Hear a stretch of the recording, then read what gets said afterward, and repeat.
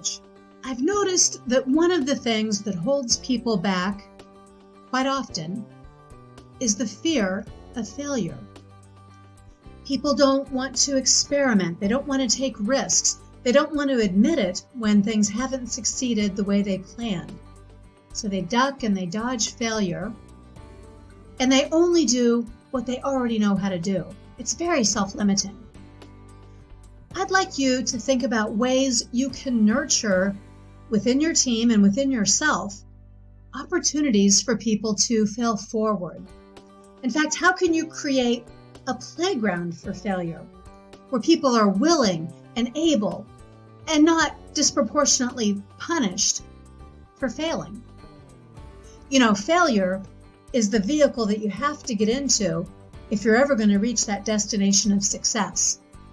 Failure is the teacher that we all need if we're ever going to improve.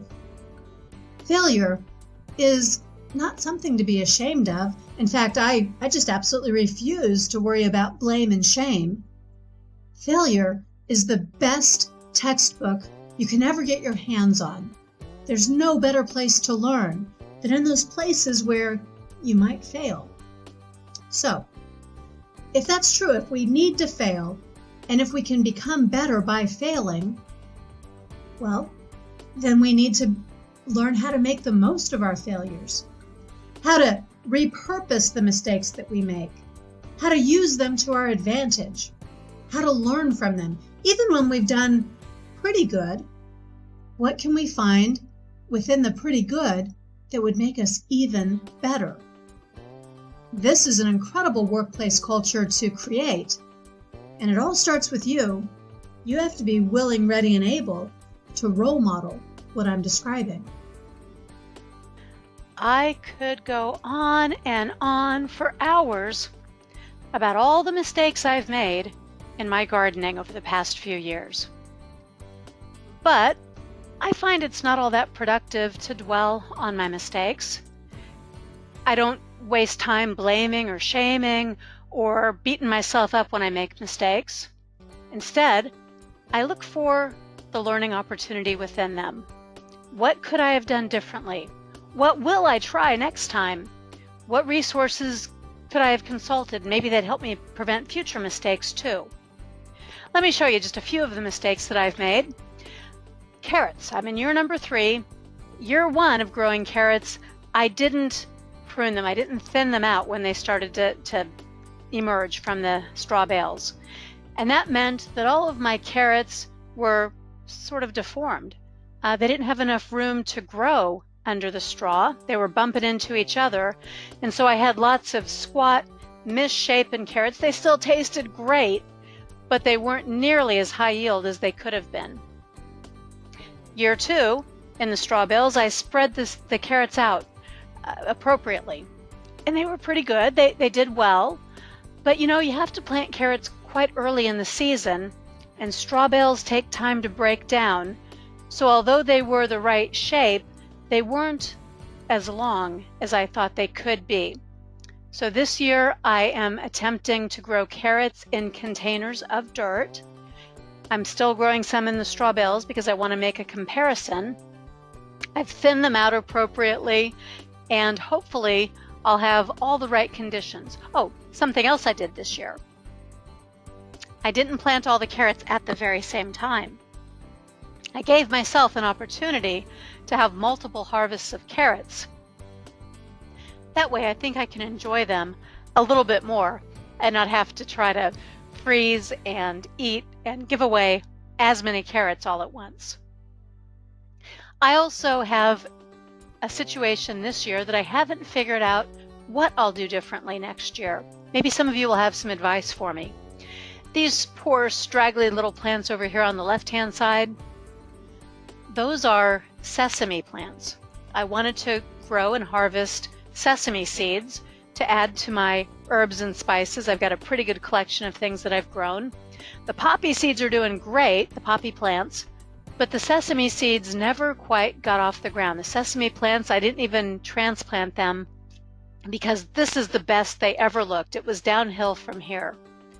I think it might be that I kept them too wet. but I'm not sure. So I've got some research to do. I'll do that in the off season, and hopefully next year I'll have better success growing sesame plants. I've experimented a lot with tomato plants here on the right-hand side. What I'm doing differently this year is with the big ones that grow fast, I'm staking them early, but not tightly because I want them to have room to grow quickly. I've used bigger, better tomato cages so they've got more support. I've put milk cartons in so that I can give deep root watering.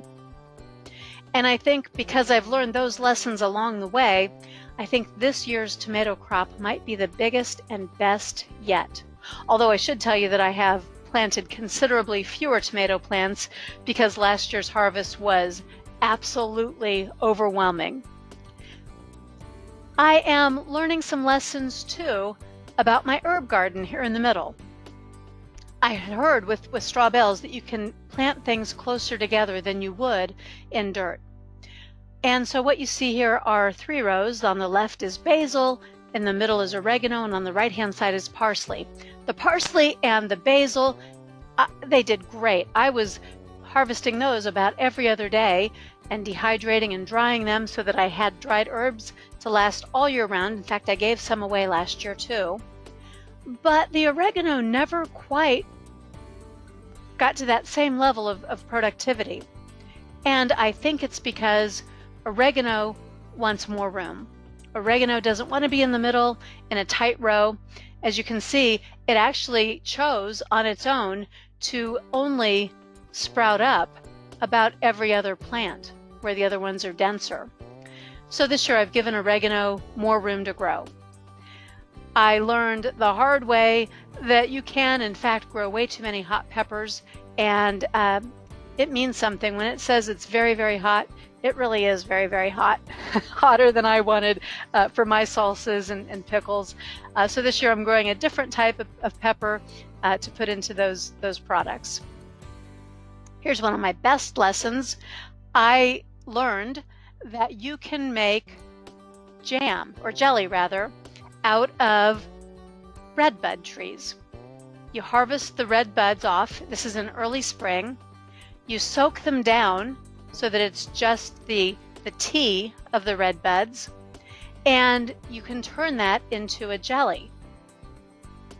So I made a lot of red bud jelly because I have lots of red buds on my property. But my red bud jelly, only about half of it got to the place where it was truly like a jelly. The rest was too thin. It was more like a syrup. Now you can, if that ever happens to you, you can actually process it all over again and add some more pectin, but I didn't want to do all that work.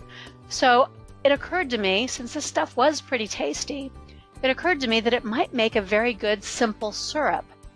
And I've been making a special cocktail. It's my own invention, and it uses red bud syrup that should have been jelly. Well, I'd like you to do the same sort of thing. When you make mistakes, what are the lessons you can learn? What are the ways you can recover from your mistakes and do entirely different things than you ever envisioned doing in the first place? And how can you continually improve, time after time again, to make things better each and every time?